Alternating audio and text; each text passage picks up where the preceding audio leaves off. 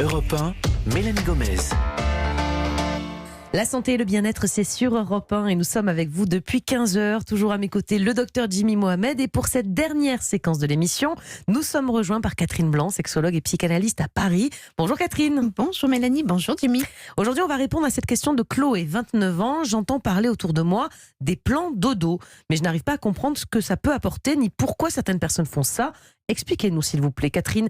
D'abord peut-être oui, expliquez-nous parce que c'est quoi un plan dodo? Alors on comprend un peu dans l'intitulé, hein, il y a une histoire de dormir, mais c'est un plan, c'est quoi? Oui, alors je n'aime pas trop ce terme, mais comme il y a des plans cul, pardonnez-moi l'expression, puisque faut prendre les termes de la génération qui les utilise, eh bien c'est-à-dire quelqu'un que l'on rencontre à but uniquement de sexualité sans lien aucun, même d'ailleurs sans connaissance parfois de l'autre. C'est la soirée pyjama qu'on avait dans notre enfance en fait. C'est ça. Et ça c'est la soirée, voilà, c'est la soirée pyjama, mais simplement c'est dodo, c'est en mode adulte quoi. En mode adulte, et puis c'est câlin, c'est tendresse, c'est dans les bras l'un de l'autre, sans sexualité aucune.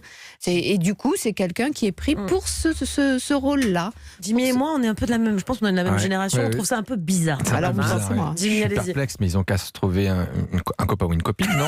Pourquoi vouloir dormir avec quelqu'un? Quel est l'intérêt en fait de prendre une personne comme ça pour un plan juste pour du réconfort? Est-ce que ça témoigne pas un peu du manque de relations qu'on peut avoir en journée et qu'on cherche à compenser le soir? Je trouve ça même un peu triste, non?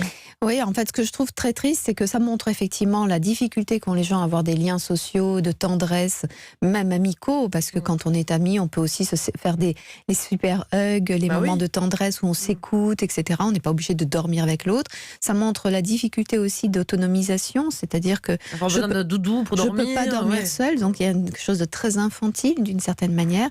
Et puis, comme vous le disiez, pourquoi ce n'est pas avec un partenaire, tout simplement, comme si finalement, à force d'avoir consommé de la sexualité de type pornographique, la sexualité est réduite à de la mécanique sexuelle, dépossédée pendant très longtemps de la relation affective, mais aussi sentimentale. Donc il y a les relations sentimentales, amoureuses, les relations sexuelles et les relations de chaleureuses, de tendresse, qui ne sont pas nécessairement les relations sentimentales. C'est-à-dire que on coupe tout en rondelles. Mais qui fait ça? Ce sont les jeunes qui ont la vingtaine aujourd'hui? Enfin, c'est qui a inventé ces plans dodo? Parce que moi, j'en ai jamais entendu parler avant. Mais ce sont effectivement, alors souvent pour éviter aussi de rentrer dans la sexualité, c'est retarder la sexualité.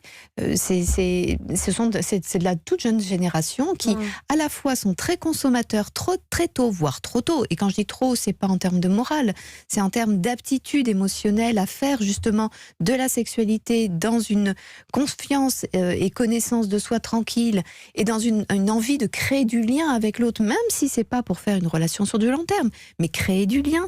Eh bien, donc ils sont capables de pouvoir se mettre en scène sexuellement au-delà de leur réel désir. Et puis après, évidemment, comme ils sont pas encore des grands, quand je dis il n'y a aucune malveillance là-dedans, c'est-à-dire qu'il n'y a pas encore cette ambition d'adulte, eh bien il y a un besoin de câlin, de douceur et d'être protégé par quelqu'un qui ne me touchera pas tout en étant dans le partage d'une intimité qu'est le sommeil. C'est mignon, mais c'est effectivement un peu triste. Jimmy? Oui, c'est très bizarre, mais du coup, on passe une soirée normale. Est-ce qu'on dîne ensemble? Est-ce qu'on regarde, je sais pas, Netflix ensemble et puis on va se coucher la règle du plan dodo ensemble? Est-ce qu'on se met en pyjama? On se partage la brosse à dents? Où se trouve la limite en fait aussi? C'est ça, ça je dois vous avouer, je suis surtout pas de cette génération-là, donc je ne l'ai pas pratiqué. Mais oui, c'est ça, c'est se rencontrer pour dormir. C'est un vieux couple qui n'a pas de relation sexuelle, quoi, en gros. Voilà. C'est ça, quoi, tout simplement. Mais... C'est ça, et encore, je pense que les vieux couples, ils se font des câlins, mais ils sont pleins de sentiments, ils partagent des sentiments, ils ont aussi des histoires érotisées, passées peut-être, qui ont nourri leur relation. Alors là, il n'y a pas tout ça, et puis il y a aussi potentiellement des malentendus, parce que chacun ne le voit pas nécessairement au même niveau. Au même niveau, parce que c'est intime de dormir avec quelqu'un, je trouve quand même. Est-ce que c'est pas aussi quand on a été un peu mis dans la friend zone, c'est-à-dire que l'un veut et puis l'autre ne veut pas, et donc on va se satisfaire d'un petit morceau de dodo en se disant peut-être que, ou est-ce que vous pensez qu'il y en a qui sont vraiment sincères et qui... Je crois qu'il y en a qui sont vraiment sincères de part et d'autre. C'est une tendance, il paraît. Ouais. Mais comme il y a... je préfère être un gars, là, je suis très bien pour être tendance. Voilà, c'est ça. Mais comme il y a ceux qui revendiquent la virginité et des relations justement où la virginité est une sorte de fer de lance. Et donc il y en a qui marchent très bien comme ça, effectivement, tous les deux sont d'accord sur ce plan-là, mais parfois effectivement naît le désir chez l'un, mais pas qu'il l'ait programmé, mais naît le désir dans cette intimité partagée, et alors évidemment là ça peut poser problème. Merci beaucoup Catherine pour tous vos conseils. Voilà, c'est la fin de cette émission.